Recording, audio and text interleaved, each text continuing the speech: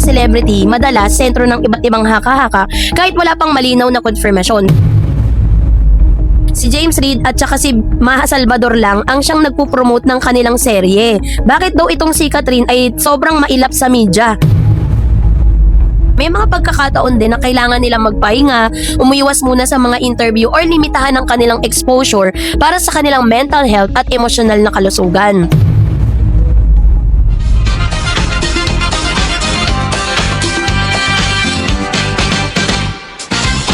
Miss Catherine Bernardo, gaano nga ba katotoo na umiiwas sa media dahil sa kanyang parang usap-usapang boyfriend na si Yorme? So yun ang ating pag-uusapan. Gaano ba katotoo ang mga balitang ito?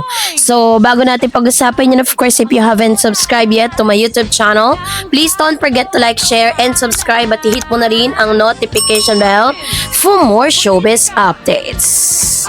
Sa panahon ngayong isang post lang o isang video clip lang ang pwedeng magpasimula ng napakalaking usapan sa social media. Ilang minuto lang nagte-trending agad ito sa Facebook, sa X, TikTok at iba pang platform. Kapag ang celebrity ang sangkot, mas lalong mabilis kumalat ang iba't ibang opinyon, reaksyon, maging mga haka-haka. At isa sa mga naging mainit na usapin online ay ang balitang umano'y umiiwas sa media si Catherine Bernardo dahil sa isang personalidad na tinatawag na Yorme Mark. So dahil dito maraming netizen ang nagtanong kung ano ba talagang nangyari. Totoo ba ang kumakalat na kwento o isa lamang itong isyong pinalaki ng social media?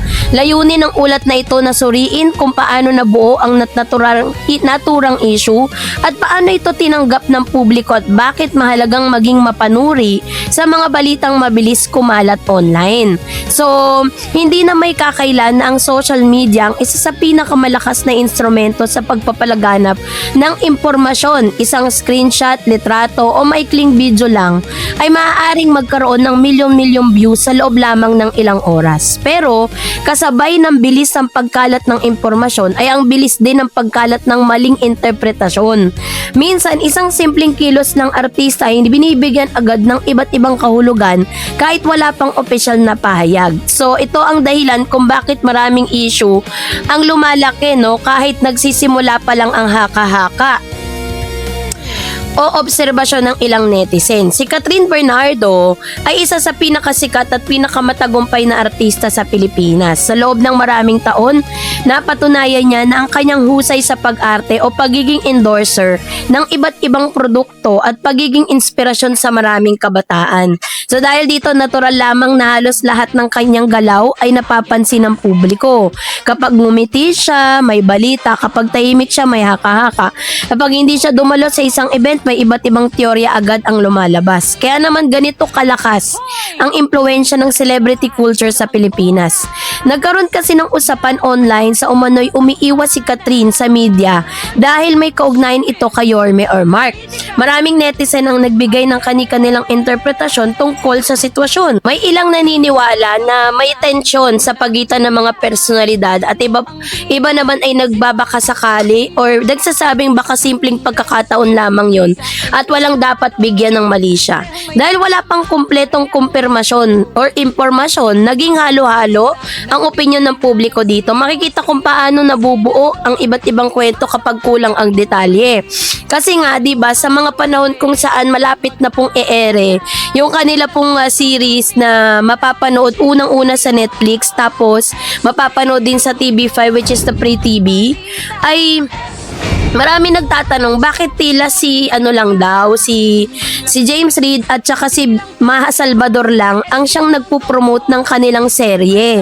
Bakit daw itong si Catherine ay sobrang mailap sa media? So ngayon, dahil po dun sa mga pangyayari na yun, sinasabi ng ilang mga netizen na maaaring umiiwas daw di umano ito pong si Catherine Bernardo sa media na matanong tungkol sa detalye ng kanilang chika na magkarelasyon nga daw di umano umano ito pong si Mayor Mark at si Catherine. Kahit marami na po mga resibong naglabasan na sila po ay nag-out of the country, sila ay nag-out of town, 'di ba? Marami na po mga resibo na magkasama sila sa BGC and all. Pero hanggang ngayon, wala pa rin naman talagang kumpirmasyon mula kay Miss Catherine. Kasi ito yung inaantay ng mga media na talagang personally si Miss Catherine Bernardo ang tumapo sa issue. Siya po ang pinaka-legit na makapagsasabi kung ano na ba nga ba ang estado ng relasyon nilang dalawa ni Mayor. So yun po yung ilan sa mga napapansin, no? So typical na talaga sa internet ang pagkakaroon ng iba't ibang pananaw. May mga grupo kasi ng mga netizen na agad naniniwala sa kumakalat na balita para sa kanila may something talaga dahil sa naging kilos ng artista. Meron din nagsabing hindi dapat agad manghusga. Posible raw na maraming dahilan kung bakit hindi nakapagbigay ng panayam ang isang celebrity. Maaari itong dahil sa schedule, security, pagod o personal na dahilan. May ilan din nagsabing may mabuting hintayin muna ang opisyal na pahayag bago gumawa ng konklusyon. Makikita rito na hindi pare-parehong pananaw ng mga tao kahit pareho lamang ang kanilang nakitang impormasyon. So, nalaki ang kontribusyon ng entertainment media sa pagbibigay ng balita tungkol sa mga artista dahil mataas ang interest ng publiko, normal lang na i-cover ang mga ganitong pangyayari. Gayunpaman, mahalaga ring maunawaan na may pagkakaiba ang balitang may kumpirmadong impormasyon at balitang nakabatay lamang sa obserbasyon o opinyon. So, responsibilidad ng bawat mambaba ng mga viewers na suriin kung ang kanilang mga napapanood by official na pahayag at mula sa napagkakatiwala ang source o baka naman simpleng haka-haka lamang yon, di ba? Isa sa mga madalas na nakakaligtaan ng publiko ay ang karapatan ng mga artista sa kanilang pribadong buhay. Bagamat bahagi ng kanilang trabaho ang humarap sa media at sa publiko, hindi ibig sabihin nito na obligado silang ipaliwanag ang bawat kilos o desisyon nila. May mga pagkakataon din na kailangan nilang magpahinga, umiwas muna sa mga interview or limitahan ang kanilang exposure para sa kanilang mental health at emosyonal na kalusugan. So normal itong bahagi ng pagiging tao nila, 'di ba? Kapag walang sapat na impormasyon na pumapasok, lahat po yan ay masasabi nating spekulasyon. Ang problema rito, habang paulit-ulit na ibinabahagi online, maraming taong nagsisimulang isipin na totoo na ito kahit wala pang matibay na ebidensya. Hindi lang dahil viral ay totoo na agad. Hindi lahat ng trending ay may sapat na basihan. Hindi lang ng maraming views ay tama na agad ng impormasyon. Bilang bahagi ng henerasyon na lumaki sa internet, maraming Gen Z ang mabilis makasabay sa mga trending topic. Pero marami rin sa kanila ang natututong maging mapanuri. Uso na kasi ngayon yung kasabihang, huwag agad maniwala, i-check mo muna yung source. Ito ang tamang mindset sa panahon ng digital media. Siguro mas okay na maghintay ng kumpirmasyon o kaysa mag-share ng mga maling balita. Ano nga ba yung pwede nating matutunan dito? Ang isyong ito ay magandang halimbawa kung gaano kalakas ang impluwensya ng social media. Isang simpleng pangyayari lamang ay maaaring magkaroon ng napakaraming interpretasyon. Pinapakita rin dito na hindi dapat nang nakikita online ay dapat agad na mahalagang alamin kung may official bang payag o may sapat bang ebidensya at mapagkakatiwalaan bang pinanggalingan ng impormasyon.